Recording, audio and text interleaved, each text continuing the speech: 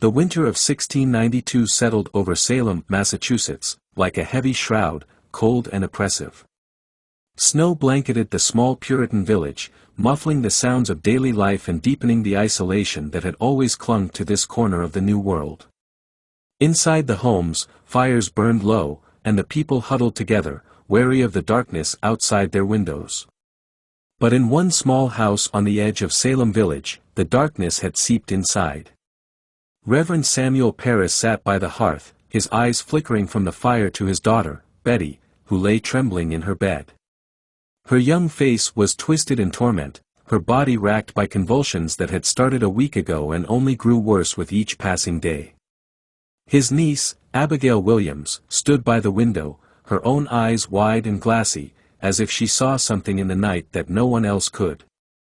"Uncle, it's the devil," Abigail whispered, her voice trembling. "He's in the village. He's come for us." Reverend Parris felt a chill that had nothing to do with the cold. He had preached against the devil for years, warning his flock of the ever-present danger of sin and damnation. But now, the evil he had spoken of seemed to be manifesting in his own home. The physician had visited, but his remedies had done nothing. Instead, he had left them with a terrifying diagnosis: witchcraft. The very word sent shivers down Parris's spine. Witchcraft in Salem? It was unthinkable.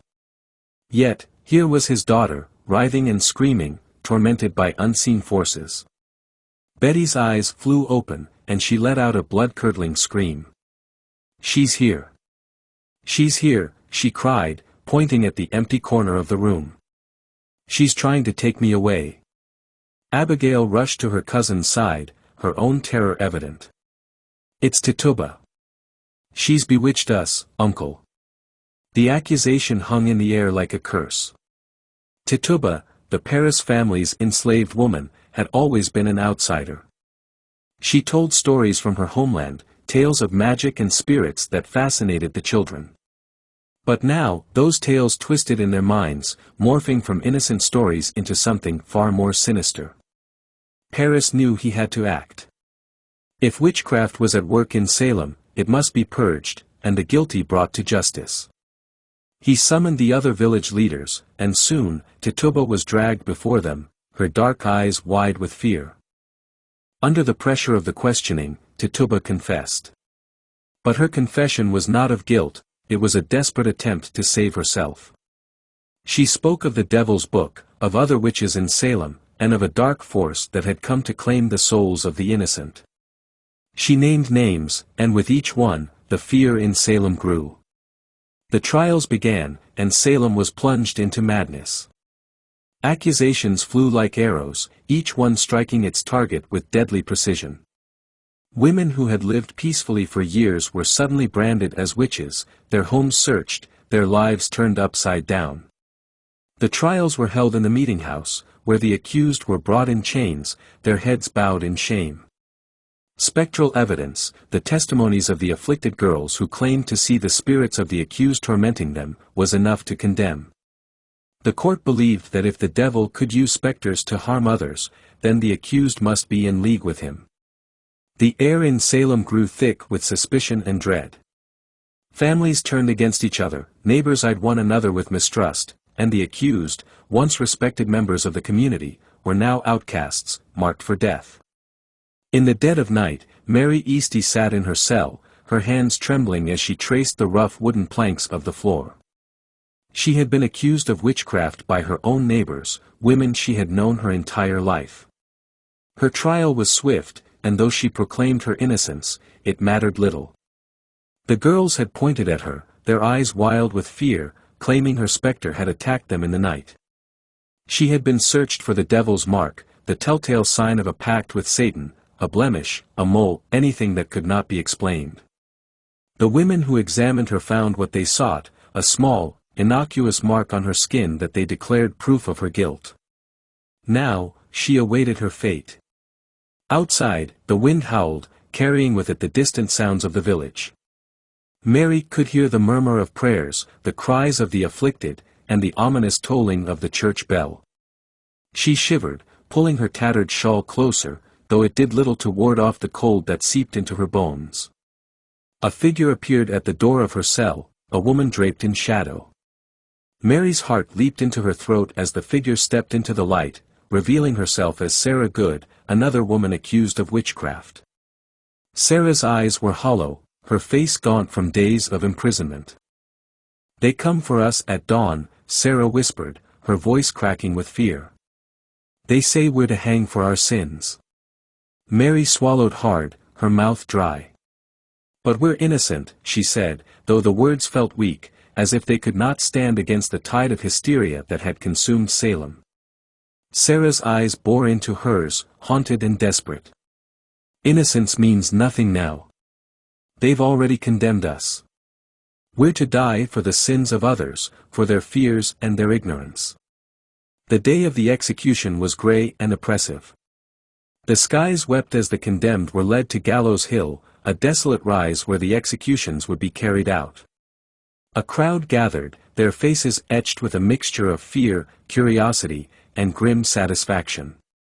They had come to see the witches die, to cleanse their town of the evil that had taken hold. Mary and the others were paraded before the crowd, their hands bound, nooses hanging ominously around their necks. The judges read their sentences, condemning them to death for crimes they had not committed. As the noose tightened around Mary's neck, she felt a surge of anger and sorrow. She had lived a pious life, had never harmed a soul, yet here she was, about to die because of lies and fear.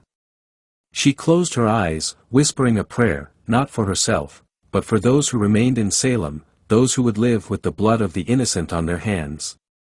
The executioner gave the signal, and the trapdoor beneath Mary's feet swung open. For a brief moment, she felt the rush of air, the weightlessness of falling. Then, the rope snapped tight, and her world went dark. The hangings did nothing to ease the fears in Salem. If anything, the hysteria grew, feeding off the deaths of the innocent. The village was tainted, cursed by the blood that had been spilled in the name of righteousness. Soon, strange occurrences began to plague the village. Crops withered in the fields, livestock sickened and died, and a dark cloud seemed to hang permanently over the town. The people whispered that the witches' spirits had returned, seeking vengeance on those who had wronged them. In the dead of night, shadows moved through the streets of Salem, figures glimpsed only out of the corner of the eye. The afflicted girls, who had once claimed to see the specters of the accused, now saw something far more terrifying, dark shapes that followed them, whispering in voices they could not understand, chilling them to the bone. The meeting house where the trials had been held became a place of fear. Those who entered alone at night would hear the faint sounds of weeping, the rustling of unseen figures, and feel the icy touch of hands that no longer belonged to the living. The church bell would toll at odd hours, though no one pulled the rope. One by one, the accusers began to fall ill. Strange afflictions plagued them, burning fevers, unexplainable rashes, nightmares so vivid that they refused to sleep. Abigail Williams, once so confident in her accusations, now trembled with fear, seeing the faces of the women she had condemned every time she closed her eyes. The people of Salem began to whisper that the town was cursed, that the witches had left a mark that could never be erased. They turned on the judges, the ministers, the very people who had led the trials. But it was too late. The damage had been done. Years passed, and Salem changed, but the memory of the witch trials never faded. The village remained a place of fear, its history a dark stain that could not be washed away. The ghosts of the past lingered in the shadows, forever bound to the land where they had suffered and died. And on certain nights, when the wind howled and the moon hung low in the sky, the villagers would swear they could hear the voices of the condemned, crying out for justice that would never come. The witch of Salem lived on in their nightmares, reminder that fear and ignorance could destroy even the most righteous of communities. The witch trials were over, but the haunting had just begun.